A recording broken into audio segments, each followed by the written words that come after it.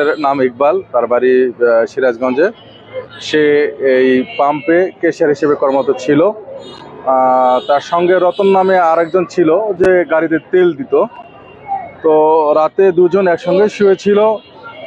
সকালবেলাও এসে অন্য কর্মচারীরা এসে দেখে যে ইকবালের ডেড বডি পড়ে রয়েছে, রতন পলাতক। যেহেতু এটা একটা ক্রাইম সিন, সেহেতু আমরা সিরাজগঞ্জ সিআইডি যে আমাদের ক্রাইম সিন ইউনিট রয়েছে তাদেরকে খবর দিয়েছি। তারা এসে রুমটাকে ভালোভাবে সার্চ করবেন এবং তাদের যেসব কার্যক্রম সে পরিচালনা করলে আরও কিছু তথ্য হয়তো বা রুম থেকে বেরিয়ে আসতে পারে।